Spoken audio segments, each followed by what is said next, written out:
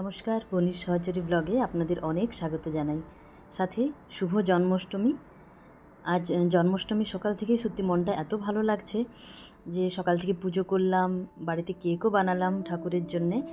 আর এখন সন্ধ্যাবেলা আমরা বেরিয়ে পড়েছি বিভিন্ন মন্দিরে দর্শন করতে।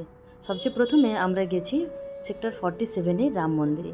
ওখানে লাইন দিয়ে একটু দাঁড়ালাম, ধীরে ধীরে আমরা দর্শনে এসে গেছি। সবাই প্রথমে একটু গোপালকে দোল দুলিয়ে দিচ্ছে, আর তারপরে ওখানে প্রসাদ নিয়ে আমরা চলে গেলাম মন্দিরের ভেতরে। মন্দিরের ভেতরে এত সুন্দর অনুষ্ঠান হচ্ছে যে কিছুক্ষণ দেখলাম, কিন্তু আরও জায়গা যেতে হবে, তাই বেশিক্ষণ দাঁড়ালে চলবে না। দেখুন, খুব সুন্দর অনুষ্ঠান হচ্ছে ওখানে। সব গোপী সেজেছে, কৃষ্ণ সেজেছে, সেজে ডান্স করছে। কিন্তু এখানে এত ভিড় ছিল যে সাইড থেকে একটু দেখলাম, দেখে ভালো করে দেখাও যাচ্ছে না। তো ওখান থেকে একটু মোটামুটি দেখলাম, দেখে আমরা যেহেতু অন্য জায়গায় যেতে হবে তাই বাইরে চলে এলাম। বাইরে এসে দেখলাম যে এখানে বড় এলসিডি লাগানো আছে, সেখানেও অনেক বয়স্ক লোকেরা বসে বসে দেখছে। দেখুন এখান থেকে কত সুন্দর পরিষ্কার দেখা যাচ্ছে। তো এখানে দর্শন করার পরে আমরা চলে গেলাম সেক্টর 47-এই রাধাকৃষ্ণ মন্দিরে। ওখানে এখনও অনুষ্ঠান শুরু হয়নি, এখনও প্রস্তুতি চলছে। তো ওখানেও আমরা মন্দিরের ভেতরে দর্শন করে নেব। এই মন্দিরের সামনেই আগে আমি থাকতাম, তাই জন্য এই মন্দিরের সাথে আমার অনেক স্মৃতি। সত্যি দেখে মনটা ভরে গেল একদম। তো দেখুন খুব সুন্দর সাজিয়েছে এই মন্দিরটাও। এই মন্দিরে মেন শুরুতেই আছে গণেশ, তারপরে দুর্গা, আরও বিভিন্ন এখানে ঠাকুর একের পর এক সুন্দরভাবে সাজানো হয়ে আছে। তো সবগুলো ধীরে ধীরে দর্শন করে আমরা চলে গেলাম যেখানে গোপাল রাখা আছে ওখানে। দেখুন কি সুন্দর বেলুন দিয়ে সাজিয়েছে। আজকে দিনটা সত্যি সবার কাছে খুব স্পেশাল, আর সব মন্দিরগুলো এত সুন্দর সাজানো হয়েছে যে সত্যি দেখে খুব ভালো লাগছে। এই যে এখানে গোপালকে তো এত ফুল দিয়ে সাজিয়েছে, গোপালকে দেখাই যাচ্ছে না। তো এখানে ধীরে ধীরে একটু করে গোপালকে দুলিয়ে দিলাম, দুলিয়ে তারপর আমরা আবার চলে যাব আরেক জায়গায়। সেক্টর 31-এও একটা মন্দিরে যাওয়ার আছে, তারপর আমরা চলে যাব আবার 33। এভাবে একের পর এক মন্দির আমরা দর্শন করব আজকে। এখান থেকে আমরা চলে গেলাম সেক্টর 33, এটা। এই যে এখানে আবার আমরা দর্শন করলাম, দর্শন করে আমরা এখানে প্রসাদও নিলাম, সবাইকে প্রসাদ, ওর সাথে একটা আবার পার্চিও দিচ্ছে। তো এখানে দেখলাম যে অনেক রকম আবার ঝাঁকি আছে। তো ঝাঁকিতে সবাই দেখুন সেজে গুজে বসে আছে। আবার একটা জায়গায় এখানে দেখলাম সব এখনই যেসব সমস্যা তার সমাধান সব কিছু সুন্দর করে এখানে ভিডিওর মাধ্যমে বোঝানো হচ্ছে। আর এখানেও বিভিন্ন রকম ছবির মাধ্যমে অনেক কিছু বোঝানোর চেষ্টা করা হয়েছে। তারপর আবার দেখলাম এক জায়গায় দোলনা আছে, তো আমি একটু বসলাম। সত্যি মনটা একদম খুব শান্ত লাগছিল আমার। আর ব্রহ্মকুমারীর তরফ থেকে এটা ছিল। এই যে ওপরে লেখা আছে সত্যযুগী রাজদরবার। তো দেখুন কি সুন্দর সাজিয়েছে ওখানে প্রত্যেকটা জায়গায়। তো চলুন আপনাকে ভালো করে দেখাই ওই দিকটায় গোপাল রাখা হয়েছে, ওখানে দর্শন করে তারপরে সবাই এই দিকে আসছে। এই দেখুন বাইরে থেকে খুব সুন্দর আলো দিয়ে সাজিয়েছে ওরা। তো ওখান থেকে এবার আমরা চলে যাব সেক্টর 30-র শিবশক্তি মন্দিরে। এই যে এখানে খুব সুন্দর প্রোগ্রাম হচ্ছে, এখানে বাইরে থেকে সব এসছে ভজনের জন্যে, কিন্তু আমি আগে ভিতরে চলে যাব। দেখুন কত সুন্দর সাজিয়েছে। প্রত্যেকটা পুজোতেই এখানে এত সুন্দরভাবেই সাজানো হয়। এখন যেমন জন্মাষ্টমী আছে, কদিন পরে গণেশ পুজো, তারপরে নবরাত্রিতেও সেম এরকমই সাজানো হয়। এই যে মাঝখানে শিবশক্তির মূর্তি, অর্ধেক শিব আর অর্ধেক দুর্গা। এই মন্দিরে আমি সবসময় আসি, আর এটাই আমার বাড়ির থেকে কাছে, ওই জন্য এই মন্দিরটা খুব ভালোও লাগে। আর সবসময় প্রোগ্রাম হতে থাকে এই মন্দিরে। তো মন্দিরের ভেতরটা দেখুন কত সুন্দর। ভেতরটা মোটামুটি আমাদের ঘোরা হয়ে গেছে, এবার আমরা বাইরে যাব। এই দেখুন এই মন্দিরের সামনে সাথে সাথে আরও দুর্গা মাতার আছেন ওখানে, আরও বজরংবলী, আরও রাধাকৃষ্ণ, রাম সীতা সব আছে একের পর এক। তো এবার আমরা বাইরে চলে এলাম, বাইরে ভজন হচ্ছে।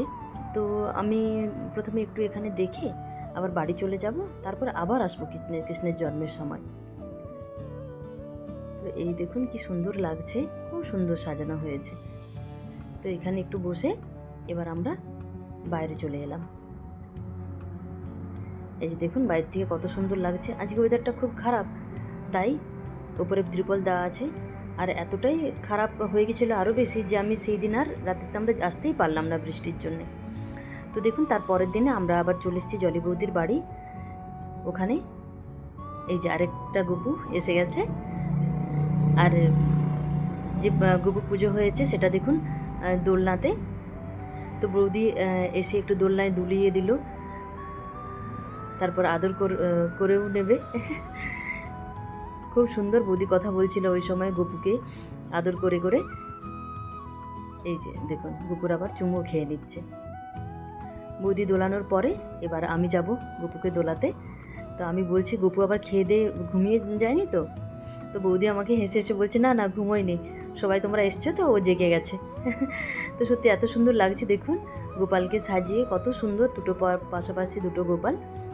তো এখানে আমরা প্রণাম করে চলে গেলাম আমরা প্রসাদ সাজাতে। প্রসাদে এত কিছু ছিল যে আমরা সবাই মিলে একটু একটু করে সব দিচ্ছি।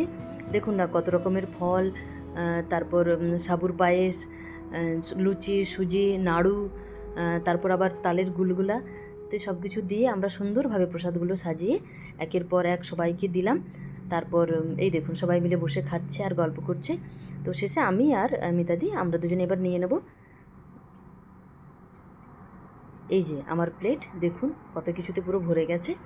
তো আমরা খেয়ে নিলাম, খাওয়ার পরে এবার আবার বসে গেছি আমরা প্রসাদ দিতে। যারা যারা আসছে প্রসাদ দিচ্ছি, আর প্রসাদ খেয়ে সবাই গল্প করছে, আর আমরাও এখানে প্রসাদ দিতে দিতে গল্প করছি।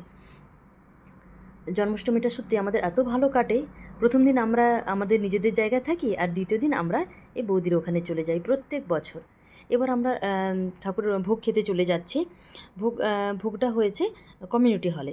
আর দেখুন এখানের পরিবেশটা এত ভালো, আমার এত ভালো লাগে, এত সুন্দর সাজানো গোছানো। একদিকে পার্কের মতো, অন্যদিকে এই যে এখানে প্লেগ্রাউন্ডটাও কত সুন্দর মেনটেনেন্স দেখুন।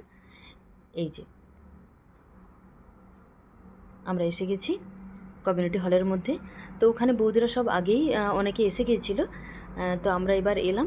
তো অনেকে খাচ্ছে, অনেকে আবার আমাদের ওয়েট করছিল যে আমরা এলে একসাথে খাবো। এই যে আমরা এবার চলে যাব খাওয়ার কাছে, খেতে খেতে তারপর গল্প করব, কারণ অনেকটা লেট হয়ে যাচ্ছে। যে খাওয়ারে অনেক কিছু ছিল। সবচেয়ে প্রথমে এই যে খিচুড়ির পরে মিক্স ভেজ ল্যাবড়া যেটা আমরা বলি, আর ঝুরি ঝুরি আলু ভাজা, পাঁপড়, চাটনি আর পায়েস। তো এখান থেকে খিচুড়ি নিয়ে আমরা সবাই মিলে গোল হয়ে বসে গেছি। এই যে আমার প্লেট, সবাই মিলে আমরা গোল হয়ে বসে গেছি। সত্যি এটারই আমরা ওয়েট করি, যে সবাইয়ের কবে আবার দেখা হবে, সবাই মিলে বসে আমাদের খাওয়া, গল্প একসাথে হওয়া। আর আমাদের পাশেই বৌদিরা বসে গেছে খেতে। তো আমরা একসাথে এখানেও গল্প করছি, আবার ওইদিকেও ওদের সাথেও গল্প করছে। তো আমাদের সবাইয়েরই নেওয়া হয়ে গেছে। এই যে আমরা খেয়ে নিয়েছি, খাওয়ার পরে আমরা ওখানেই বসে গল্প করছি। আর আমাদের সব প্ল্যান হচ্ছে পরবর্তী সব অনুষ্ঠানে, কারণ একটার পর একটা এত অনুষ্ঠান আছে যে সত্যি প্ল্যান করে করে সব কিছু করতে হবে, কিভাবে আমরা যাব, কিভাবে সব কিছু হবে। তো এদিকটা মোটামুটি বেশিরভাগেরই খাওয়া হয়ে গেছে, সবাই এবার খেয়ে আরামসে রিল্যাক্সে বসে আছে। তো বাইরে যেহেতু অনেকটা রোদ্দুর, তো আমরা একটু ভাবলাম আরেকটু বসি, আরামসে সবাই মিলে একটু বসে গল্প করে তারপরে যাব। তো আমরা এখানে বসে বসে গল্প করছি। আর ওই দিকটাও অনেকে বাড়ি চলে গেছে, যাদের কাছাকাছি বাড়ি। তো আমরা আরেকটু পরে যাব, কারণ বেশ ভালোই লাগছে সবার সাথে গল্প করতে। কারণ এরপরে আবার পরেরও অনুষ্ঠান আছে সব, সেখানেরও সব কিছু আমরা প্ল্যান করছি। তো সবাই মিলে বসে খুব ভালোও লাগছে, আর ওই জন্য আরও যেতে ইচ্ছে করছে না, মানে আরেকটু বসি। আর যখনই উঠতে যাচ্ছ যে আরেকটু বসো, তারপরে যাবে। তো এই করে করে বেশ অনেকটাই সময় কেটে গেছে, কিন্তু আর বেশিক্ষণ বসা যাবে না, এবার বাড়ির দিকে যেতে হবে। তো চলুন এবার উঠতে হবে, কিছু করার নেই। অনেকক্ষণ আমরা বসে গেছি, বসে গল্প করছি, তবে বেশ ভালোই লাগছিল গল্প করতে। তো এই যে আমরা এবার উঠে পড়েছি, এবার ধীরে ধীরে যাব বাইরে। আর বাইরে এখন অনেকটাই বেশ ভালো লাগছে ওয়েদারটা, কারণ বাইরে একটুই রোদ নেই। দেখুন কত সুন্দর লাগছে বাইকটা। আর সত্যি বলতে না, বর্ষাকাল বলে চারপাশটা এত সবুজ যে লুকটা আরও ভালো লাগছে। তো এখানে সবাই মিলে আমরা দাঁড়িয়ে অনেক ছবি তুললাম, অনেক শর্টসও বানালাম। আর সত্যি খুব ভালো লাগছে। আর দেখুন ধীরে ধীরে আবার একটু রোদও আসছে। তো আমরা আর এখানে বেশিক্ষণ দাঁড়াবো না, আমরা চলে যাব ফ্ল্যাটে। তো এই বৌদিরই ফ্ল্যাটে আমরা যাচ্ছি। তো ওখানে গিয়েও আবার বৌদি এত সব কিছু সব ব্যবস্থা করে নিয়েছে, সঙ্গে সঙ্গেই এই যে এসে গেছে আমরা সেই ফ্ল্যাটে। তো ওখানেই ভেজিটেবল গিয়েই তো দেখলাম একদম গরম গরম ভেজিটেবল চপ এসে গেছে। তো সবাই মিলে ভেজিটেবল চপ খাচ্ছি একদম রিল্যাক্স মুডে, দেখুন সবাই। তো সবাই মিলে প্রথমে ভেজিটেবল চপ খেলাম গল্প করতে করতে। তারপর যে লেট হয়ে যাচ্ছে কিন্তু আমরা তবুও বসে গল্প করেই যাচ্ছি। আর চায়ের পর ভেজিটেবল চপের পরেই এসে গেছে এই দেখুন চা। গরম গরম চা খেয়ে তারপর আমরা বেরিয়ে পড়লাম, কারণ এবার বাড়ি আসতে হবে। আর চলুন শেষকালে কয়েকটা ছবি আপনাদের জন্যে। এই যে সকালে আমি এরকম মটকা কেকটা বানিয়েছিলাম সেটা, আর তারপর বিভিন্ন জায়গায় যে আমরা ঘুরেছি তার ছবি। আর ভিডিওটা যদি আপনাদের পছন্দ হয় অবশ্যই লাইক করবেন আর কমেন্ট করে জানাবেন কেমন হয়েছে, আপনাদের কেমন লেগেছে। এরকমই নতুন নতুন ভিডিও নিয়ে আসবো আপনাদের জন্যে। ততদিন পর্যন্ত সবাই খুব ভালো থাকবেন, সুস্থ থাকবেন। আবার আসবো একটা নতুন ভিডিও নিয়ে। বাই।